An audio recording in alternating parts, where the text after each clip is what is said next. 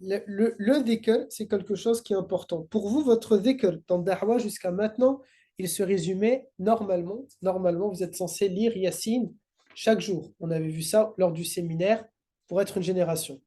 Vous devez également prendre l'habitude de faire Al-Ma'thurat, qui est un tout petit livre. C'est ma faute, je dois vous l'acheter, je vais vous le commander et je vais vous le donner. Ok? Il coûte, je crois, 2 euros, si ma mémoire est bonne. Vous devez avoir cette habitude le plus possible de faire ce mathurat-là, ce dhikr-là, qui va vous reconnecter avec Allah Ta'ala, qui va vous donner une habitude d'un temps pour faire du dhikr. Mais avant même mathurat, je vous avais dit, prenez l'habitude, mes garçons, d'écouter les vidéos qu'on a mis sur la playlist YouTube de dhikr, et au moins chaque jour d'en écouter un.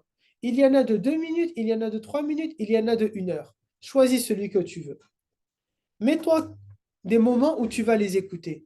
Ça va te faire du bien. Ça va te reconnecter avec Allah Azza wa Jal. Et fais-le avec un khushu'. Mais avec un casque et répète les paroles, ou bien tu es seul à la maison, tu répètes les paroles.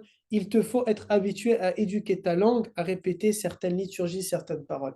Essaye de te concentrer. En plus, maintenant, avec le département Ibada, on a mis les traductions de ce qu'on est en train de réciter. Donc, c'est bien. Ok? Comme ça, en plus, tu sais qu'est-ce que tu es en train de dire. Mais le croyant, il est censé avoir cette habitude-là, cette coutume-là de faire le dhikr. C'est important en tant que croyant. Vous ne pouvez pas simplement avoir vos prières comme ça lambda. Vous devez faire ces prières qui sont obligatoires, mais vous devez aussi avoir un dhikr tous les jours. Que ce soit al-istighfar, par exemple, le prophète nous a dit parmi les dhikr, le croyant, il est censé demander, il a dit, le croyant est censé demander au moins 100 fois par jour astaghfirullah. Et il dit, moi, je le demande 1000 fois, 100 fois par jour. Et c'est pas juste nous, quand on fait le dhikr, nous n'avons pas le temps. Donc, nous allons dire astaghfirullah al-azim, astaghfirullah al-azim, astaghfirullah al-azim. Mais le but, c'est que tu dises astaghfirullah al-azim et tu es en train de réfléchir à un péché que tu as fait. Astaghfirullah al-azim et tu penses à un péché que tu as fait. Astaghfirullah al-azim et tu penses à un péché que tu as fait. Again and again and again and again.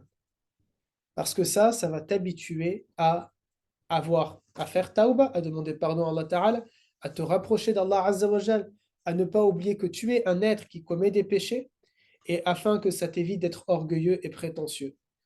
Il te faut absolument le dhikr, c'est ce qui va te permettre d'avoir l'éveil, d'avoir cette conscience qui va se réveiller, cette conscience that you are nothing, that we are nothing, que nous sommes rien et que nous avons besoin de Allah Ta'ala. Et Dieu nous dit dans le Coran, Afala bi dhikrillahi tatma'innal qulub, n'est-ce pas grâce au dhikr que le cœur il va s'apaiser?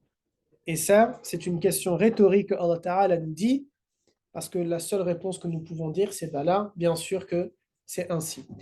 Sur ce, il est l'heure de la pause.